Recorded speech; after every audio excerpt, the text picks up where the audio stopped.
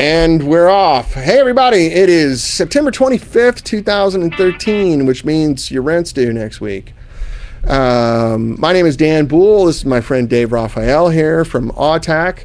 We're playing through his preamp today, which we're going to talk about in a little while. I also have Mr. Elvis in the house again today. So I'm going to run through little Elvis here for a few minutes and play it, just give you guys a little recap. We have a nice crowd on the chat room. So for those of you watching the recording, please come by during the live show or on Wednesdays at noon Pacific time, which is GMT minus 8 for you guys in Europe. For you guys on the East Coast, I know it's right at the end of the day when you're in your cube or your office looking like you're working. So it's a good little thing to bring up on the computer and a small screen. But you can interact directly and ask us questions. Pretty much anything music business related, amps, guitars, mics, technical is all fine. And we're wide open. We're not prudes. Vulgarity is fine. We try to limit it as much as we can because I know there's kids watching this once in a while. But fair warning to you who has little Joey sitting on your lap, the odd cuss word might slip out. But we're all grown-ups here, and it's okay. And for the most part, I think it's always men on here, except for Anita Farragher, who's Davey Farragher's sister. You know, Davey that plays bass for Elvis Costello.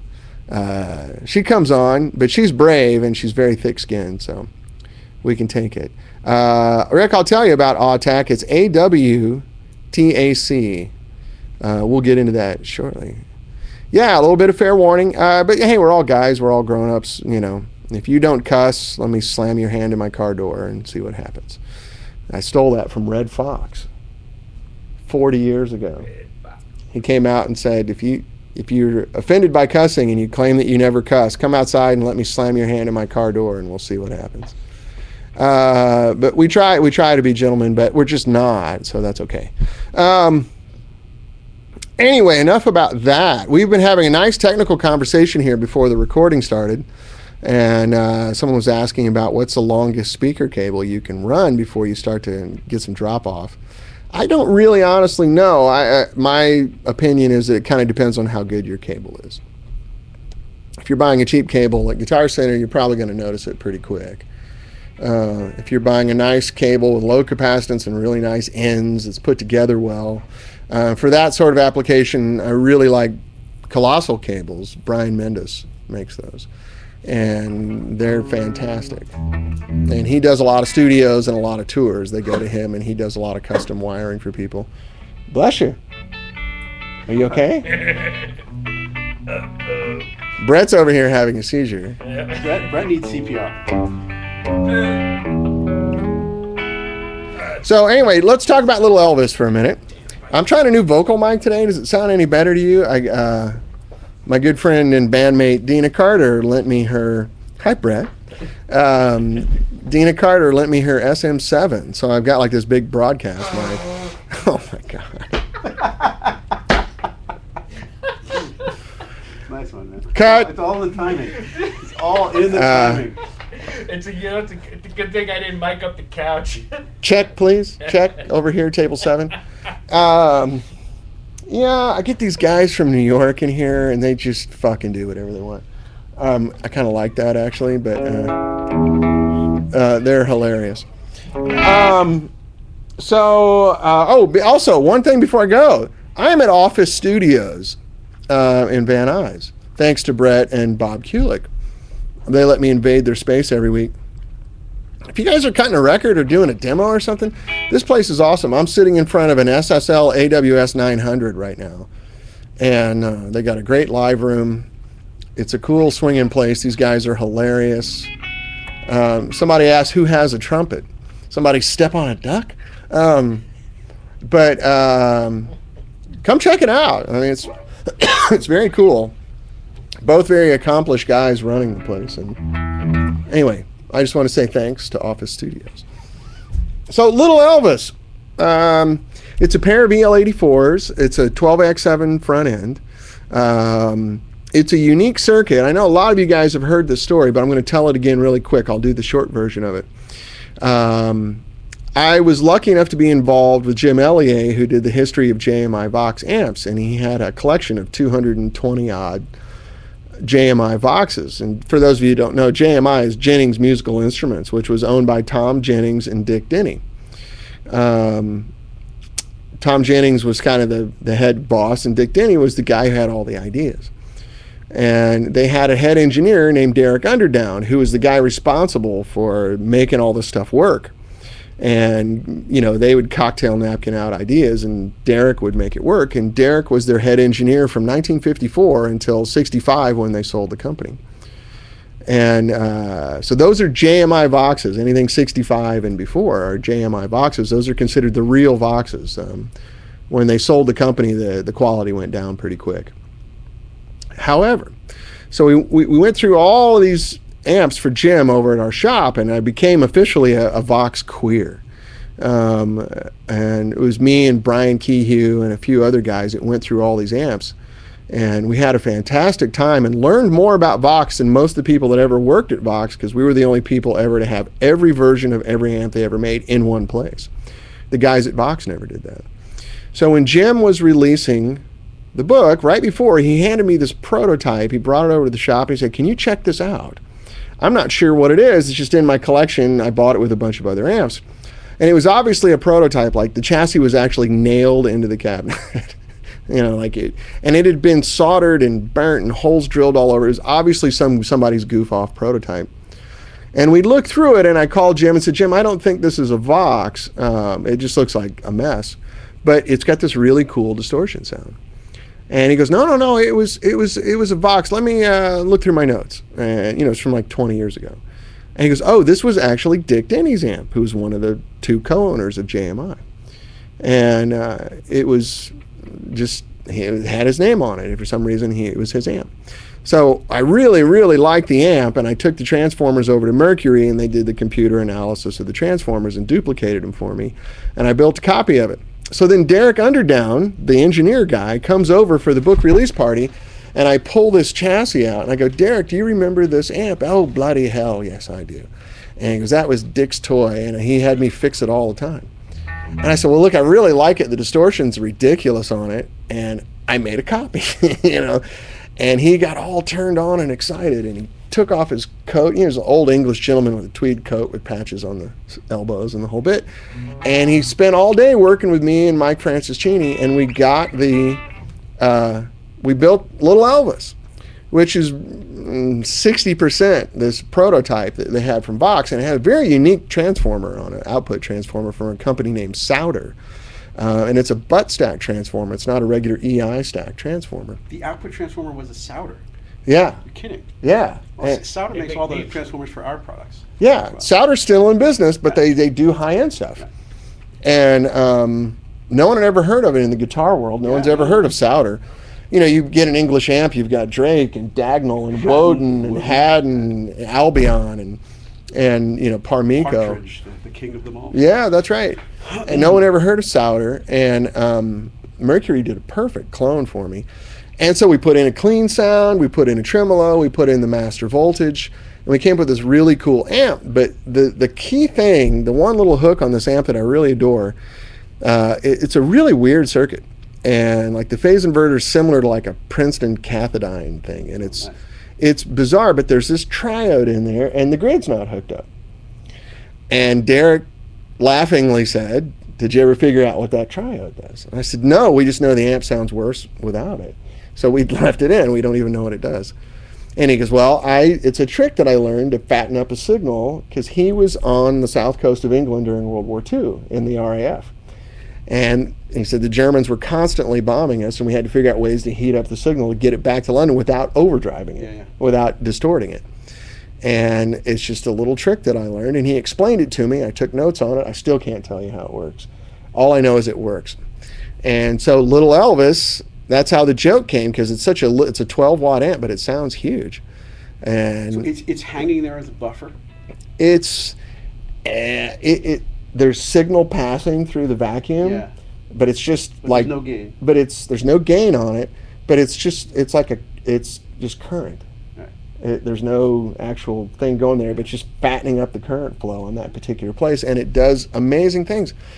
And so that was the joke of the amp. Remember Saturday Night Live, Nicolas Cage, Tiny Elvis on the shoulder? Like, the whole premise of the sketch was no matter how small Elvis was, he's still a badass. And so that's how we came up with Little Elvis. So it's 12 watts. It's all I can measure clean out of it. It's as loud as anybody's 20-watt amp. And it's got this big, thick girth to it. And it's a little bitty amp, and it has our master voltage on it. So you can get lots of really cool sounds. Right now I have it on about 7.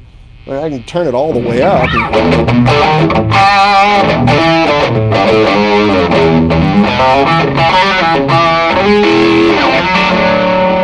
Then roll it back down to reasonable.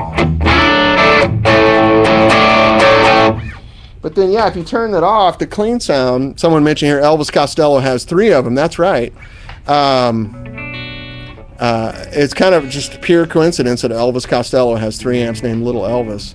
He sat in with Cheryl and played through Peter's, and said, "Wow, that's a fantastic amp." And Peter was almost embarrassed to tell him the name. Like, "Oh yeah, it's called Little Elvis." And man, that's what he plays now. He's got 3 of them, and it's just a great, fun little amp. Ross Fletcher asked, have you tried the tube thing on any other amp? Yes, the Tupelo has that also. The Tupelo, we really just wanted to make a brother to the Little Elvis, so it's very similar preamp with 6v6s, but the transformers and the voltages and the circuits are completely different. But it has that same mystery triode in there. So it's almost like the cathode follower type flip that it does, but without the signal and without the gain. Right. Just doing it with the electricity. Interesting.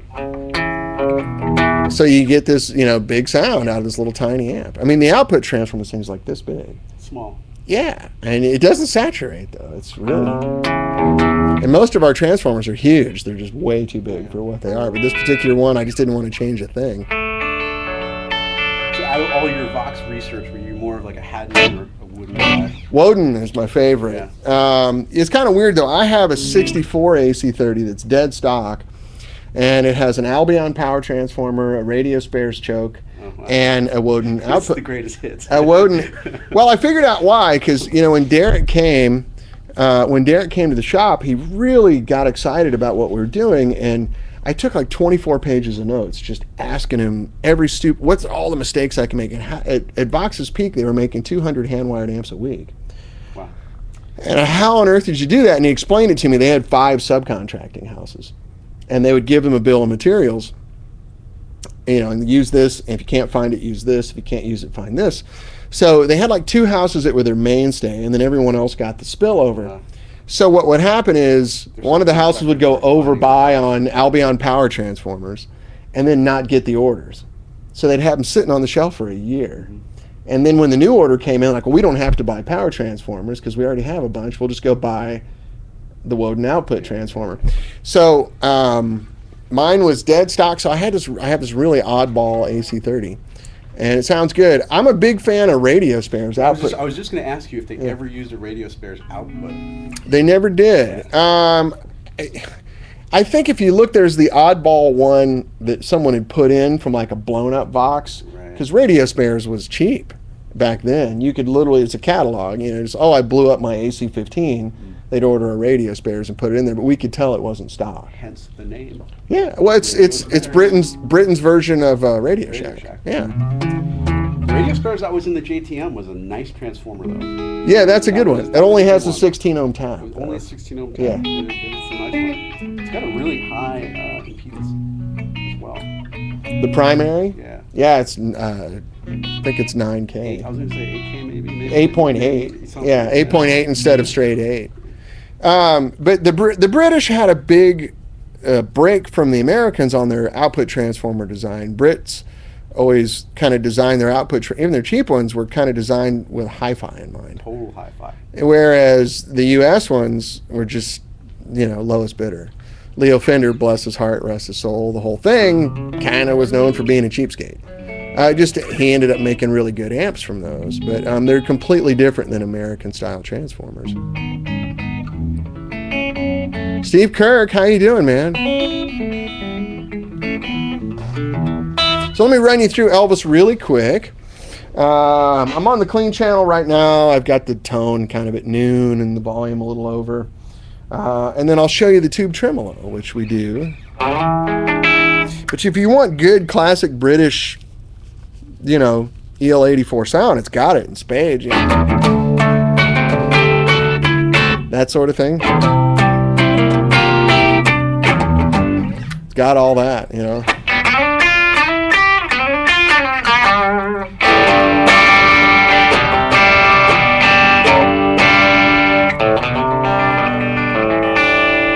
Typical nice British output transformer and circuit, very touch sensitive. You lay back with your hands.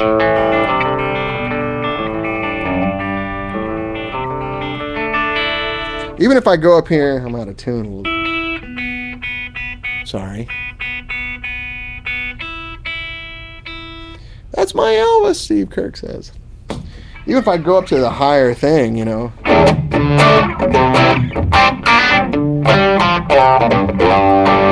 And I lay back with my fingers.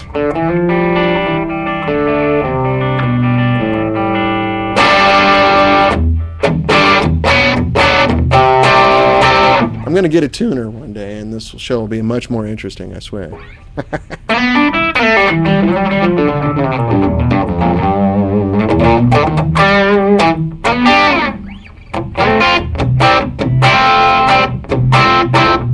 Just great EL84 sound. And then we have a tube tremolo. I have two switches, one on the knob. But this is a bias tremolo. So really what we're doing, you can see the light starting to go there, so you can actually... Are you at a Formula One track? I hear the cars. Oh, I don't know. You're hearing a lot of weird noise? Might just be the AC. Might be the air conditioner, yeah. I don't know. So it's a tube bias tremolo, so what I'm doing is actually adjusting the bias between the negative and positive side of the tube. It's like someone standing there with a volume knob going like this. And so it's much more natural.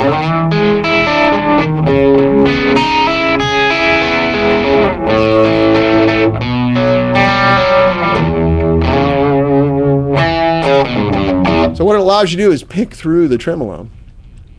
Unlike a opto tremolo that you see on most Fender amps, what an opto tremolo is doing is interrupting the signal, just cutting it off for a second. So if you happen to hit your pick on that moment, it's just gone. But you lose the texture of...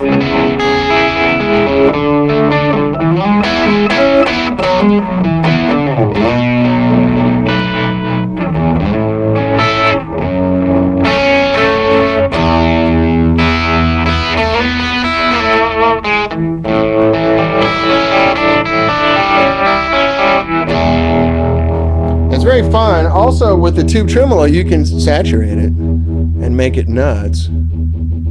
Hear the tube speeding up there? And you get this sort of...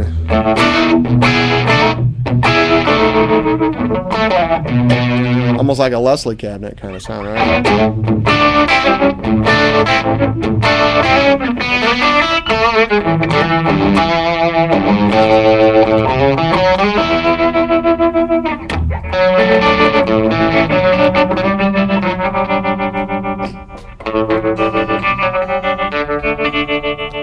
It almost sounds like it's pitch bending, but it's not.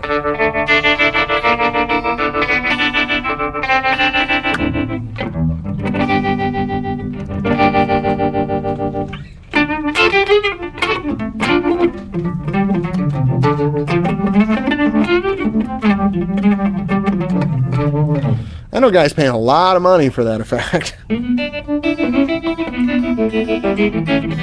It's Neil in San Antonio. How you doing, man?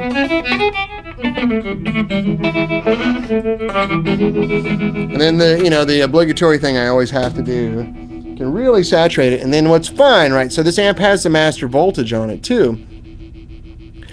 And when you're biasing a tube on the fly like that and you drop the voltage to the whole amp, want to run it down pretty low here, you can really make it do some pretty obnoxious stuff. It's really cool. Like,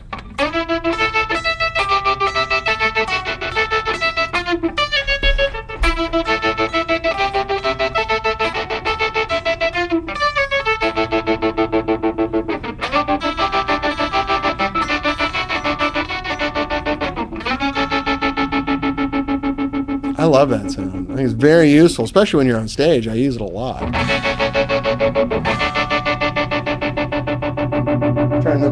Turn the voltage back up and you can hear. You can't swing very far when you drop the voltage. So.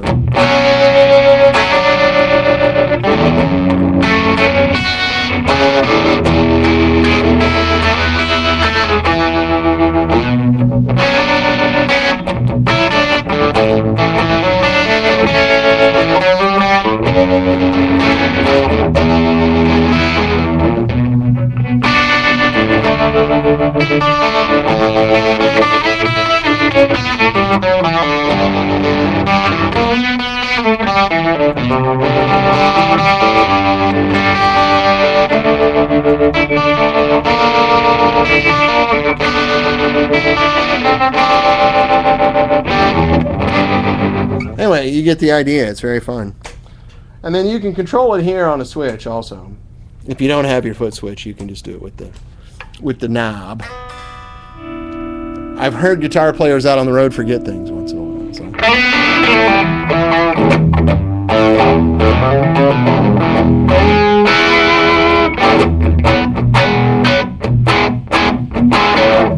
So anyway, that's Little Elvis, man. Show us the bump. Oh, that's what I was hitting. When I do that, the clean sound. Then I hit the bump, it's big.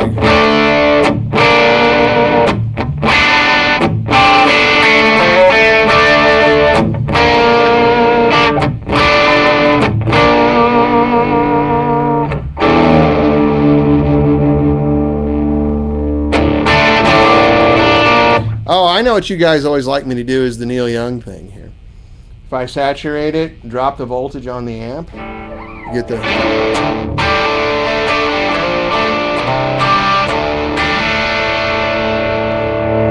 You can even bring the voltage up and it works.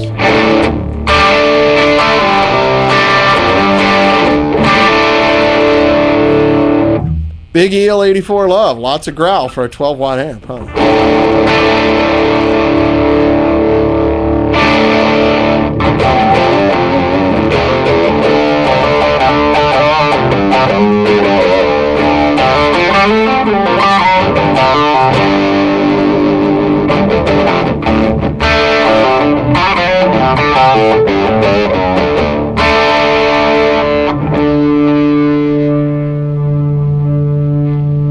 Uh-oh, Chicago Music Exchange is calling me. Why aren't you watching my show at Chicago Music Exchange? I'll call you back, George.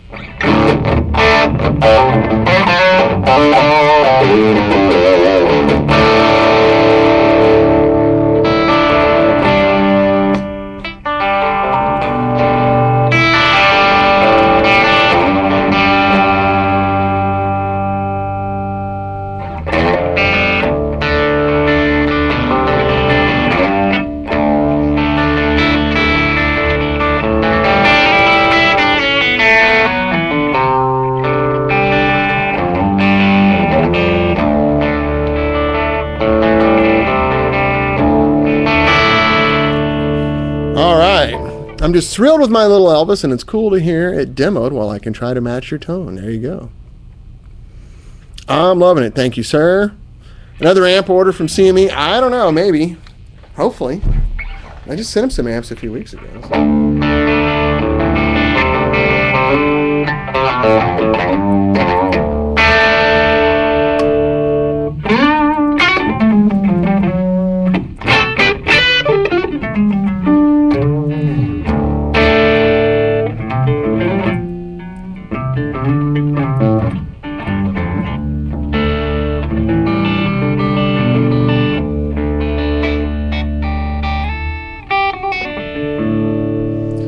Anyway, that's Little Elvis. That's a good sound. Thank you. Oh, you can barely hear it, too. You should hear it through the headphones. Here, wait a minute. We can turn it up. Oh, That's the sound of feedback, sir. yeah. That's definitely.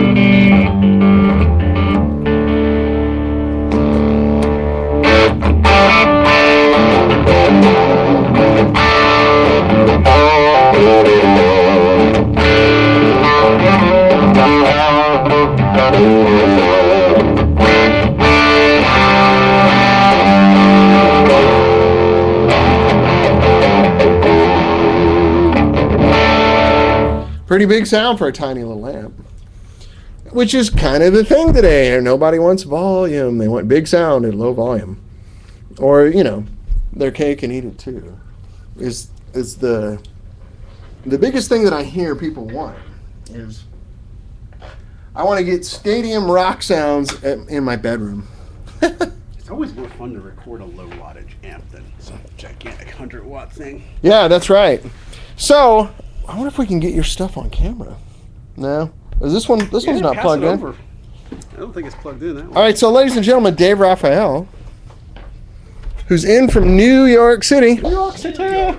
New York City, where apparently they don't make salsa very well, but No, they do a lot of there's- other things there's really well. absolutely no Mexican food of any variety to be found in New York. Yeah, it's not a strong point. Just like the pizza out here Pizza out sucks. here, I was just gonna say, kind of not so much good pizza in California. No, I don't know what it Definitely is. no good. Well, you know, it's that Italian Mexican thing. There's I think- lots of yeah. Italians in New York, not so many Mexicans. I don't know, but there's so many New Yorkers out here. There are. I mean, there's got to be in all of LA. There's got to be 500,000 New Yorkers out I'm here. here. Brett's here.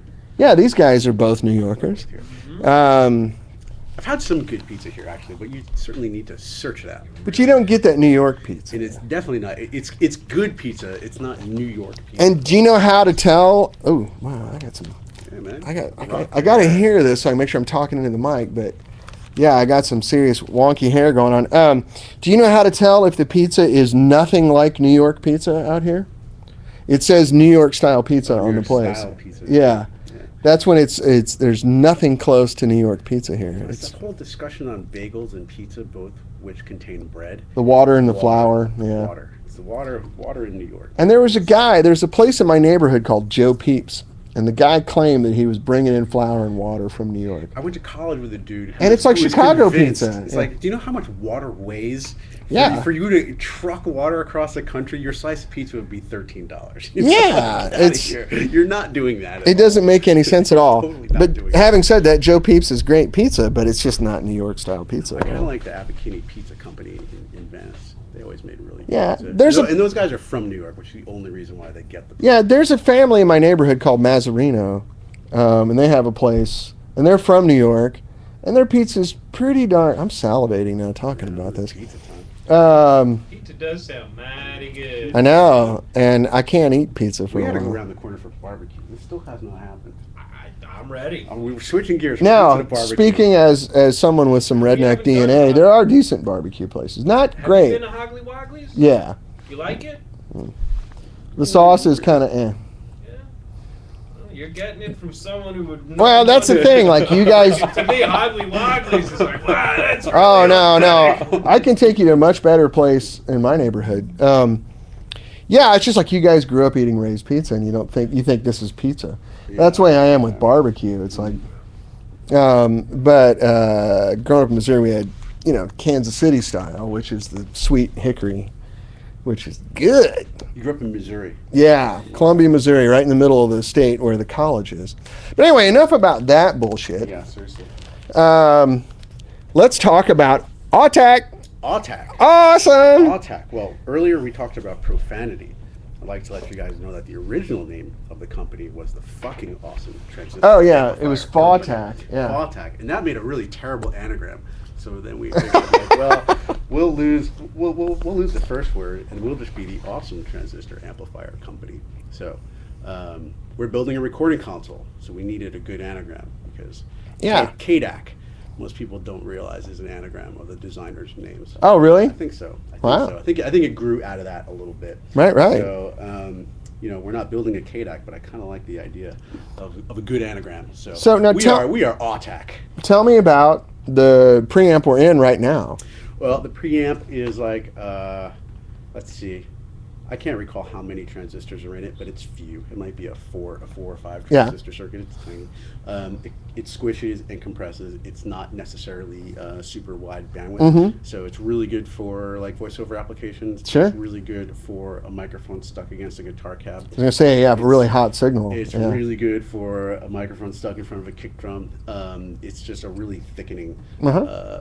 preamp. And we were going without the EQ, so maybe here in a minute we'll turn it back on and play around with the EQ. And We could sweep it.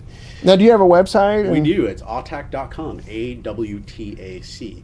Awtac.com. Ah, very cool. And our little module, believe it or trying not, to- in this little spot here is the entire input channel for a console that would have been designed, say, like around 1970.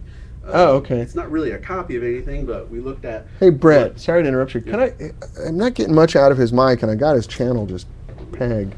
It might help if I speak into it. Yeah, there's that. There is. You just don't. You just don't have the a. red knob at the top, which is the. Yeah, I just don't touch. There we go. That's much better. Aha. I just don't touch Brett's board without. There we go. We kind of looked at the block If the diagram. volume's down, there's really not much damage here. Yeah. That's true. So we looked at the block diagram for what most designers were doing in 1970 in England, and pretty much everyone was kind of doing the same thing. Yeah. Dudes, Tube World was still very much like today's news, and Yeah. transistor guys were on the edge of something. Yeah, new. there was only a couple guys making solid state boards There was back only then, a few right? guys, and everybody kind of was just looking at Radiotron and Yeah. taking a spin off of what was in the Radiotron manual. And when Mm-hmm. you look at kind of almost everything that was happening in England in the late 60s, it's kind of very similar stuff. Yeah. Um, Except for Rupert, I guess. But well, he had a power amp in there. he was all about transformers, though, I guess, Oh, wasn't he? well, they all were really. Yeah. Yeah, we just kind of looked at the block diagram, and like if you look at all right, so if you're going to bring up Neve, like if you look at the block of a 1073, like our thing is not anything like that, but Mm-hmm. Yeah. but the block, like what the stages that you would go through, Mm-hmm. it's kind of it looks just the way a 1073 would look. If Well, guitar amps are like that. They all have an RC network off the Yeah. cathode, and the plate feeds the next gain stage. There's a commonality to amplifying anything. Yeah. You Well, know. There's a lot of guys making channel strips, I suppose, or certainly other companies.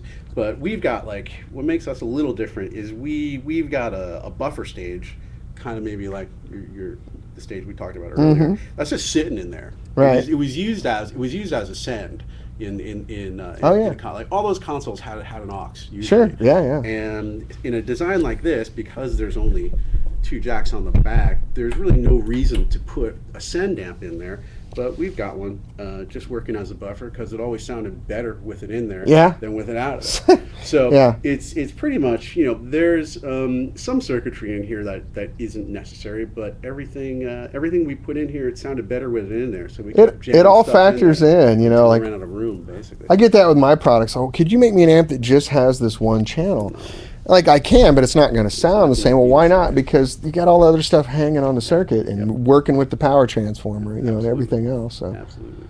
that's very cool. So, our transformer is wound by solder, which apparently I'm surprised to hear. Yeah, that's a solder design the transformer. for Vox. Well, it's funny.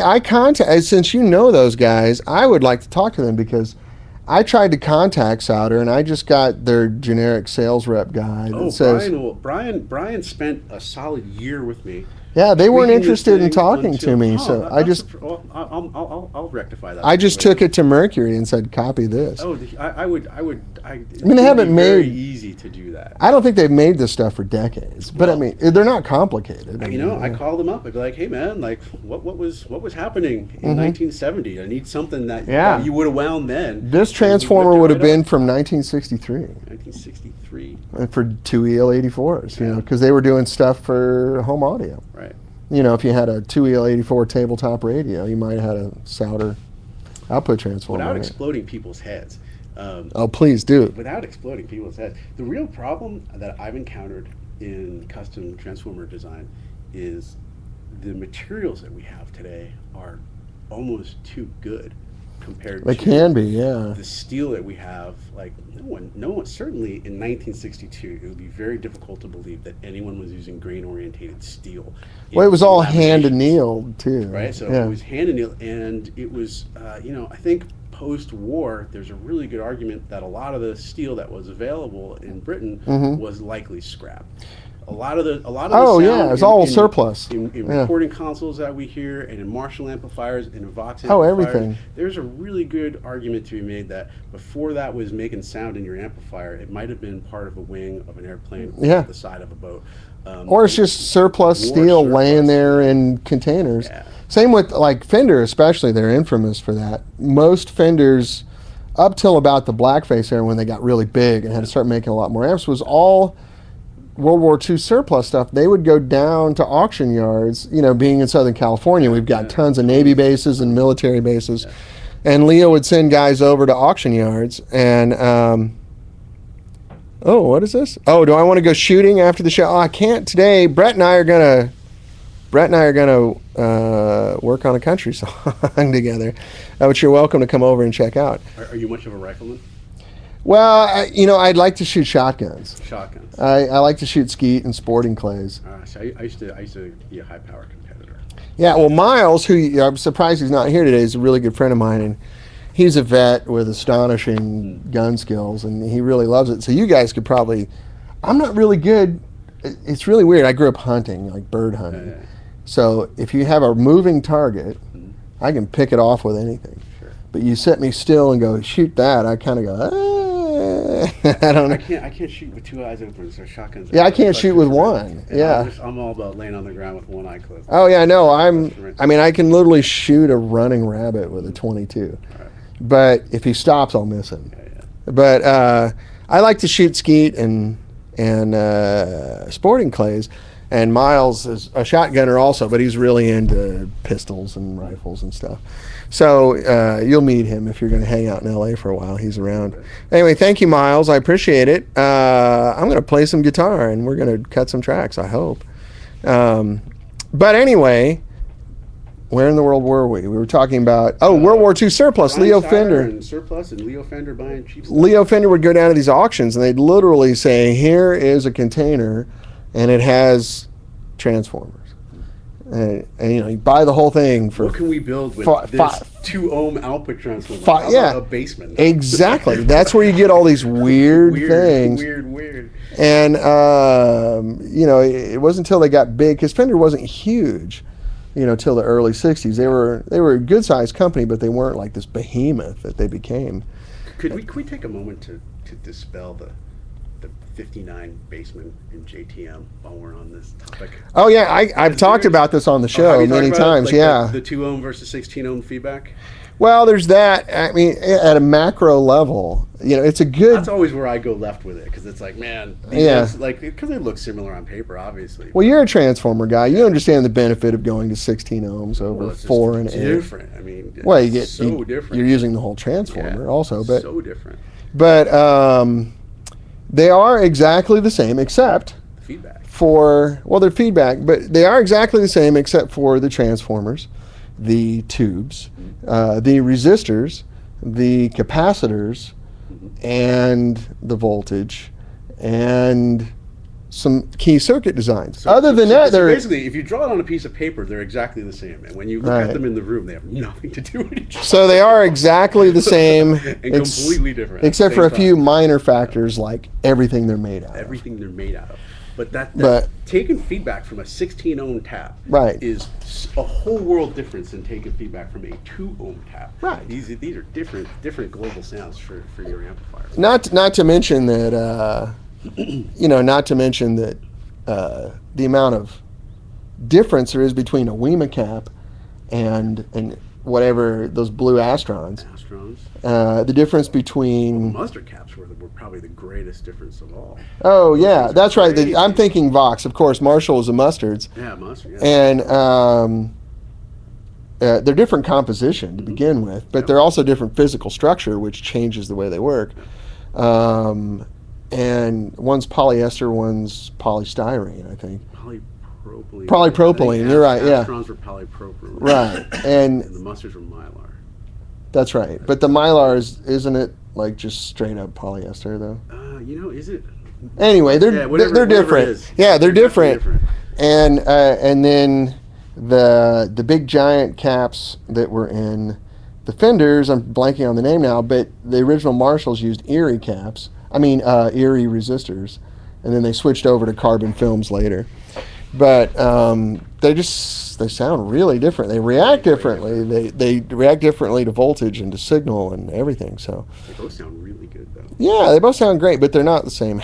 They're only the same with a pencil. Yeah, that's like, Only the same with a pencil. they're the same way that a Ford V8 is the same as a Chevy V8. They both have 8 cylinders. They both have a 4-barrel carburetor on top of them. They both have 8 exhaust pipes. They both have a crankshaft, but 2 valves per cylinder. Like comparing 2 different cars, each have 4 wheels, 4 doors, and the same general price range can be very different. Yeah, that's right. Yeah, Miles nailed it. The feedback loop is 2 versus 16 on the Baseman versus the JTM 45. It's a big difference. Yeah, we've talked about that before. A lot of Fender's marketing department, I think, came up with that myth, and they still use it. Like when that it was the same? Yeah, when they do their custom shop Baseman reissues, I see them at trade shows going, well, Marshall copied this amp.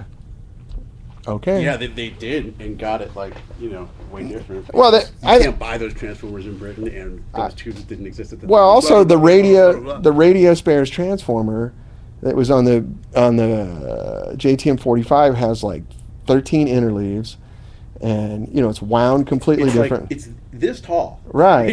Compared and to then the Basement is like. And the laminations on the steel are so fine, it's incredible. Whereas the stuff that was in the Basement is pretty coarse and crude compared to that. Yeah.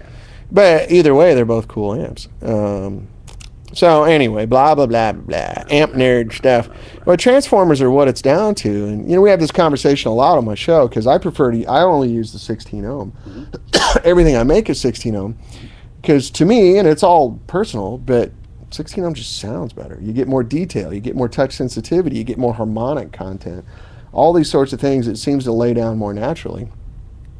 Whereas when I go down to 8, it seems like I've just reduced the bandwidth on the amp. And if I go down to 4, it's really narrow. But everyone has their preference, and there's no right or wrong. So it is what it is. The problem that I have noticed is if you're using the 16 ohm tap, I don't know if you experience this in your world, but it's very unforgiving. So if there's you have to have your speakers matched. Yeah, but even in the circuit, if something's going on in the circuit that's not happy, the 16 ohm tap, I'm so tired, I can't speak. The 16 ohm tap will reveal that much faster than an 8 ohm or a 4 ohm tap because there's just more detail coming out. So you have to get it right when you're using 16. But I think you nailed it though. The reason that 2.7 ohms or whatever the Bandmaster was and all these sorts of things. Oh yeah. It's just that's what he bought, cheap. Cheap. Yeah, hey, we got these caps now. We got this container. Yeah. What could we build with it? Right. And at the time, that was fine. Guys just wanted their guitar to be loud. They weren't tone nerds like we are now. So. Yeah. Hey, Leo, we still have all these white knobs. What should we do with them? Put them on the new black amps. Come on. Yeah, that's right. It, fellas. We're going to use up all these parts. Yeah. And being here in Southern California, there's lots of tales of Leo ranting around the shop from, just passed down local legend, like him picking up nuts and screws off the floor and go, "Did you pay for these goddamn things?" And the guy's going, no, boss, what are you talking about? Well, then why is it on the floor? Sorry, I'm making 5 amps a day. I drop shit once in a while, but I believe it though. But hey, it was a business. So anyway, so you're using solder transformers out of Britain, which is really cool, which is kind of unusual because most guys are using Jensen's and other stuff right now. And what is it that you saw in solder that you didn't see somewhere else? Well, we listened to everything, and it was the only thing that did the thing we were looking to do. Being very obsessed with British consoles, we needed a really lossy. Ultimately, we needed a lossy input transformer. And when you go to Transformer Guy and say, "Hey, we want a lossy input transformer," they're like that goes against the entire grain of my existence. Why are you calling me? I'm here to make the most transparent transformer possible. It's like, well, it's not really what we want. The people at Souder were very understanding and very patient in getting it right. And it's just the best possible relationship I could hope for with Wow, a that's cool. transformer company. I'm sure it's probably very similar to what you experienced. Yeah, Mercury You know, is. those guys are great. Well, yeah, and plus they get my nerddom. Mhm. They don't. Most transformer companies, you probably experience the same thing. When you talk to them, they go, "We don't make that." Yeah, we won't do that. And blah, blah. It's like, And okay. I'm like, wait a minute, I'm the guy who's writing the check. Yeah. Can you just make? Well, because they don't know how to do that. Yeah. We do these 10 things. We do them really well and pick from one of those. Exactly.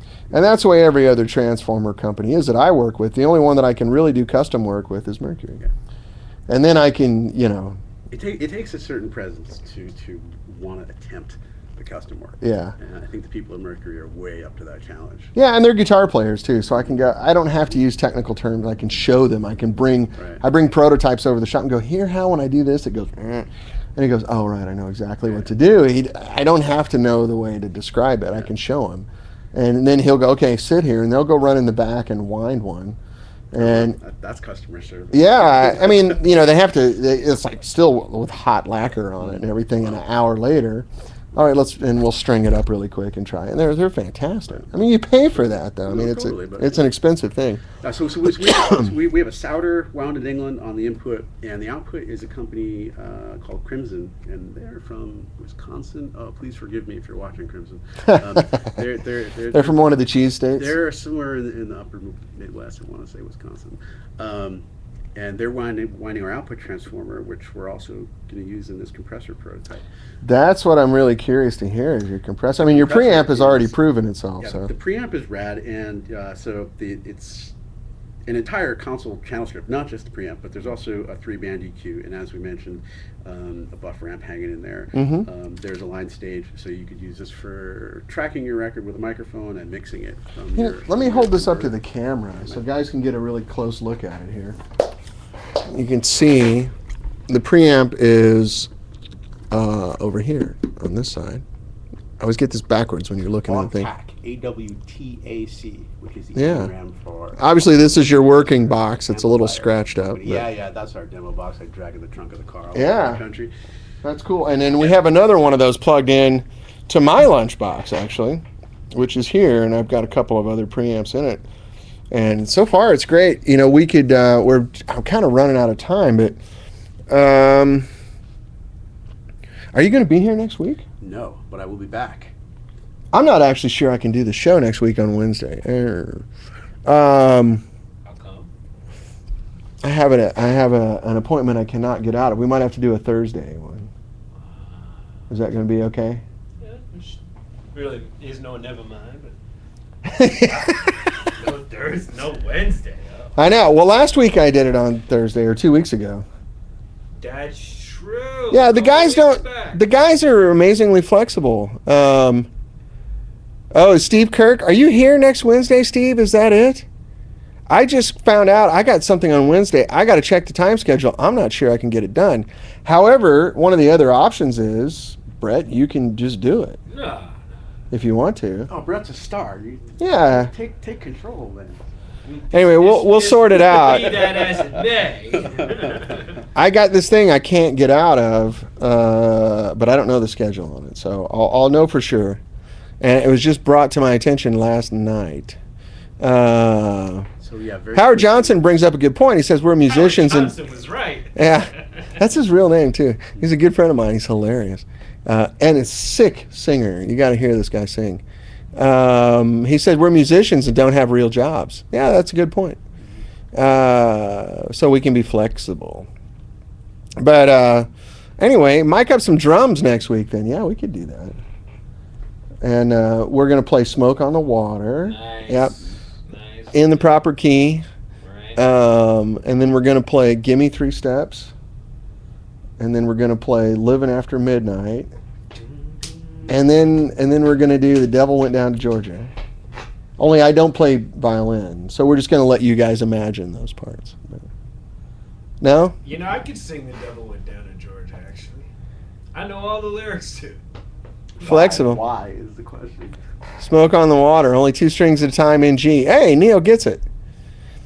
It's one of those songs. It's such a great song. It's been ruined by every asshole every gentleman who picks up a guitar and says I can play guitar, and they play "Smoke on the Water" incorrectly. then when you listen to the record, you gotta go, oh, that's actually a pretty grooving song. It's it was- really good, and it's a great recording. Do you know, Yeah. Do you know about the recording? Martin Birch. That was one of those live It ones was that, recorded in the lobby of a Lobby of a hotel, Hotel, Right. yeah, without heat by Martin in Birch, January. nice. Yes. who later became a huge. No wonder they were so urgent about it. Like, I- God, let's get this over with. I believe that Machine Head was the next record that got tracked after Led Zeppelin 4. So the Mobile Truck Ah. did Led Zeppelin 4, then drove to Right. Switzerland and did That's right. It was at Montreux. It's or at whatever. Montreux. Yeah. Wow. Frank Zappa had to And burn it- the place down, man. True That's story. right. Frank Zappa and the Mama. Yeah, the Rolling Truck Stones thing. That's Dude, and right. the sound of that record is all Souter Transformers as well. Is it really? Well, there was basically the main compressor that you hear on that whole thing is a Compex, Uh-huh. and the input of a Compex was a Souter. Wow. Yeah. So there was a Helios console in there. Yeah, which, wasn't it a Helios, Yeah, there was a right? Helios console, and I don't know what transformers they had in there, but definitely the compressors that you're hearing are Compexes. Wow. Yeah, it was the Helios at the Mobile Truck on Led Zeppelin 4 Yeah, I at think so. Headley Grange. Those bastards. Yeah. Yeah, with the Compex, with when the levee breaks is that Compex. All right, fellas. Well, I think we ought to wrap it up here. It's about 1:15 on the West Coast, and the stomach is calling. But do you have any questions for me or for Dave? Dave, thanks again for being here, Thanks man. for having me on. I'm really thrilled to Appreciate hear it. your stuff. I wish you all the luck in the world. It's going to be great. I think you're gonna find some success. Dave's trying to move out here to Los Angeles. Oh, it's a secret. Don't tell anyone. Oh no, he's trying to stay in New York, and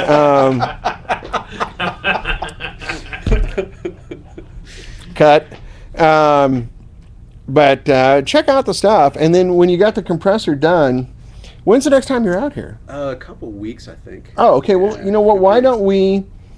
I'll kind show you of- the microphone next time too. We'll play with EU because when I do my demos, I try to keep it really literal. Yeah. And because I want guys, I can make anything sound good, but I just want it dry, straight up. But let's take it on. Let's play with the EQ. Let's play Turning with a the knob in real compressing. time is very revealing for people. Yeah, and it'll show you like what the things really can do, and you can get an idea. But compression, oh my God, if you got a good compressor, you're golden. You know? Well, that's Brett. This one's a good one. Yeah, Brett's. We're very excited.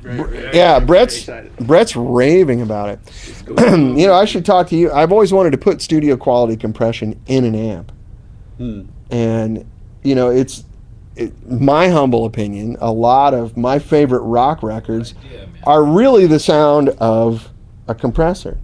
There's a good argument to be made that a guitar amplifier, in its nature, is a compressor. It is. There's this. I try to dial in a certain amount of compression, but there's a certain thing like I'm sort of a down the middle guy. I love LA2As and I love 1176s for guitars because they have this huge, distinctive sound that works. Like you can take any record and run it through an LA2A, and all of a sudden it's like, It's done. damn, that record Yeah. sounds good. Good.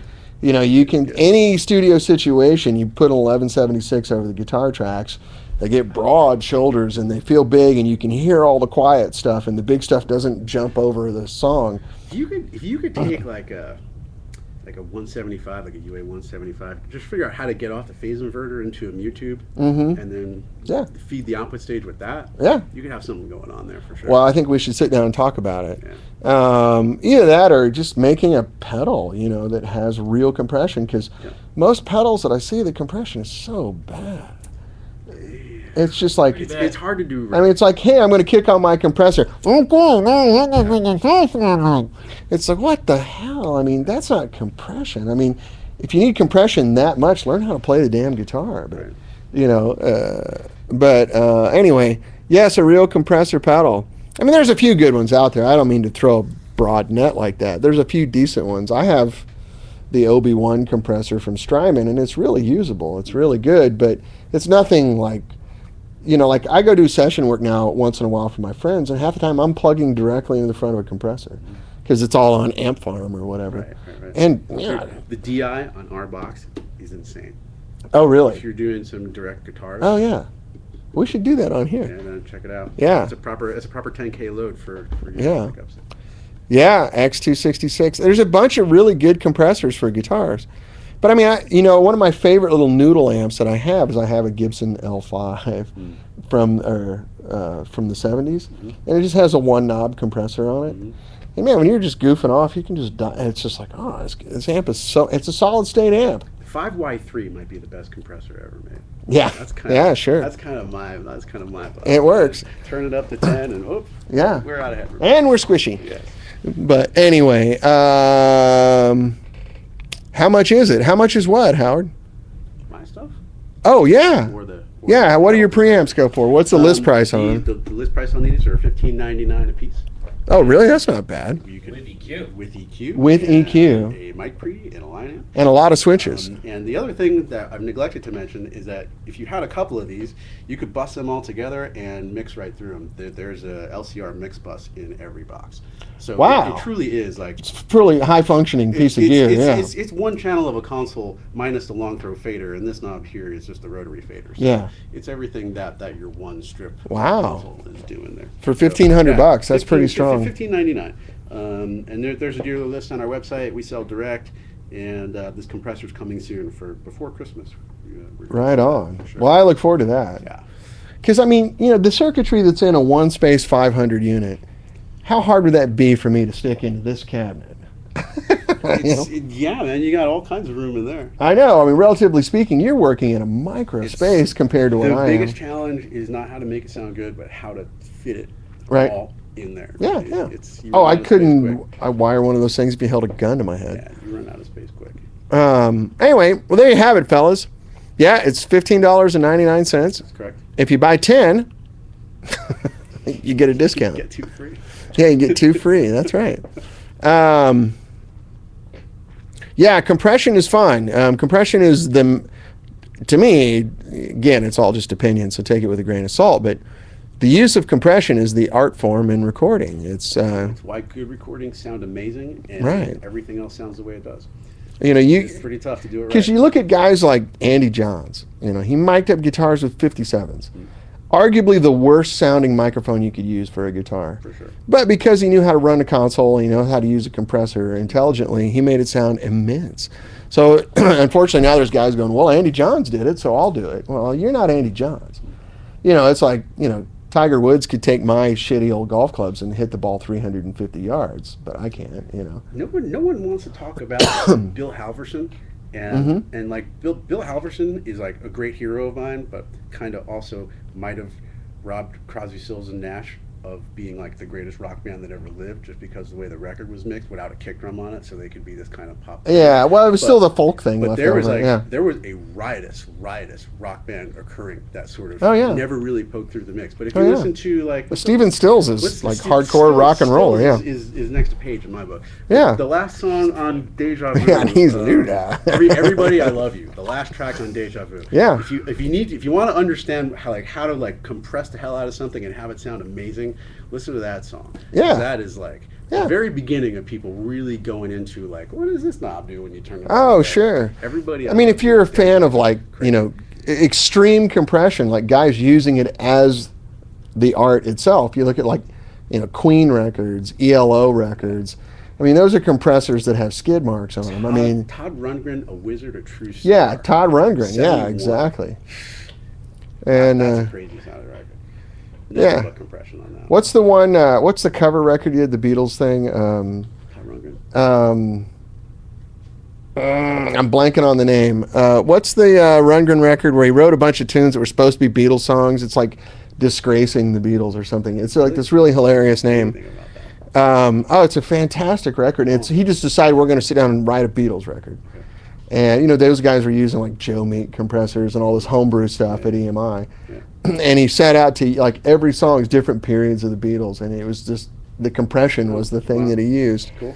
Deface the music. That's it. Deface the music. Yeah. Man, I've never heard of that. Oh, it's a great record. Yeah, it's a Utopia. Utopia record. And anyway, yeah, compression's the thing, and I've always just kind of had this fantasy. Unfortunately, I don't know how to design a compressor. I can just tell you whether I like it or not. And tell you as a guitar player with ears, like I'm not getting this, I should be getting that or whatever. But I mean, why not include some kind of compression in an amp? You know, it's Go for it, man. Cool idea, dude. yeah, it's always seemed kind of obvious to me. Even down to the silly thing, like on my tremolo, I have a LED that's tied to the cathode of the tube, so you can time it. Yeah. I use tremolo a lot. And a lot of times you like hit and go, oh, it's way too slow, and then you're trying in the middle of a song to time it, and it's like, well, I just look at the light and I get it, you know.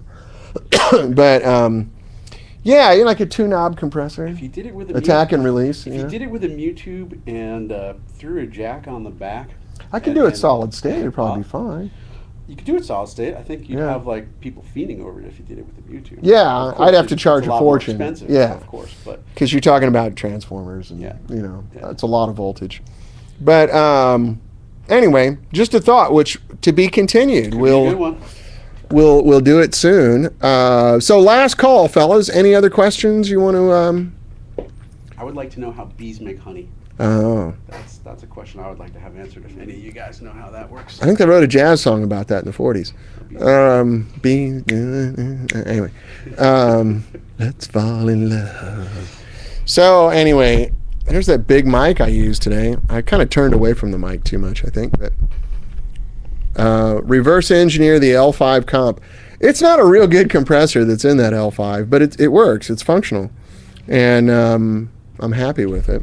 My phone buzzing. Sorry, I'll get it away from the microphone. What does the fox say? I don't know. What is the meaning of tone or life? Well, that's a double-ended question. That's a two-hander right there. Ha! Anyway, so honey is bee backwash. Okay. I'm not quite sure what that means, but I like it.